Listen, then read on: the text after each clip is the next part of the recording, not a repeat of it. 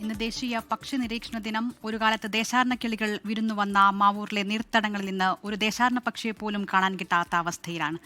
തീർത്ഥടങ്ങളിൽ African പായലും പുല്ലുകളും മറ്റ് ജലസസ്യങ്ങളും നിറഞ്ഞതോടെയാണ് പക്ഷികൾ ഇങ്ങോട്ട് എത്താതായതെന്ന് പക്ഷി നിരീക്ഷകർ പറയുന്നു.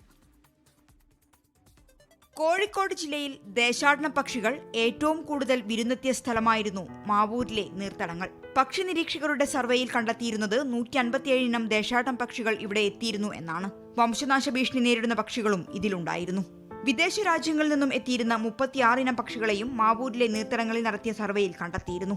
എന്നാൽ ഇന്നിവിടെ ഒന്നിനെ പോലും കാണാനില്ല. 150ഓളം ഇനം പക്ഷികൾ നമ്മൾ നേരത്തെ ലിസ്റ്റ് ചെയ്തിരുന്നു. 150-ലധികം അത്ര ഇനങ്ങൾ പക്ഷികൾ ഉണ്ടായിരുന്നു. അതൊക്കെ വലിയൊരു സംഖ്യയാണ്. ഒരു ചെറിയ തണ്ണീർത്തടത്തെ സംബന്ധിച്ചിടത്തോളം ഇത്ര ഇനം പക്ഷികൾ ഇവിടെ കാണാൻ പറ്റുന്നു എന്നുള്ളത്. പക്ഷെ ഇതെല്ലാം കണ്ടുകൊണ്ടിരുന്ന സമയത്ത് ധാരാളം പേര് കാണാനായിട്ട് വന്നിരുന്നു. പക്ഷെ ഇപ്പൊ ആ 100 ഇനം പോലും നമുക്ക് മാവൂരിൽ കാണാൻ പറ്റില്ല. മാത്രമല്ല, നേരത്തെ ആയിരങ്ങൾ ഉണ്ടായിരുന്ന സ്ഥാനത്ത് നിന്ന് എണ്ണത്തിൽ വളരെ കുറഞ്ഞ ഇനം പക്ഷികൾ, ഡാർട്ടർ പക്ഷികളൊക്കെ ഉള്ള വംശനാശ ഭീഷണി നേരിടുന്ന പക്ഷികളൊക്കെ കൂടുതലായിട്ട് കണ്ടിരുന്ന സ്ഥലമാണ് മാവൂര്. അപ്പോൾ ഇപ്പോഴത്തെ അവസ്ഥ എന്ന് പറയുന്നത് ഇതെല്ലാം നമുക്കൊക്കെ വളരെ ബുദ്ധിമുട്ടാണ് ഓരോന്നിനെ കാണണമെങ്കിൽ. നിരവധി പേരായിരുന്നു പക്ഷികളെ കാണാൻ ഇങ്ങോട്ട് എത്തിയിരുന്നത്. നീർത്തടങ്ങൾ സംരക്ഷിക്കപ്പെടുന്നില്ല എന്നോ തന്നെയാണ് പക്ഷികൾ ഇവിടെ കാണാത്തതിനു പിന്നിൽ. പുല്ലും പായലും ജലസസ്യങ്ങളും നിറഞ്ഞിരിക്കുകയാണ് ഇപ്പോൾ. നീർത്തടങ്ങൾ സംരക്ഷിക്കപ്പെട്ടാൽ ഇനിയും ഇങ്ങോട്ട് പക്ഷികൾ വിരുന്നെത്തുമെന്ന പ്രതീക്ഷയാണ് പക്ഷി നിരീക്ഷകർക്കുമുള്ളത്. 24 കോഴിക്കോട്.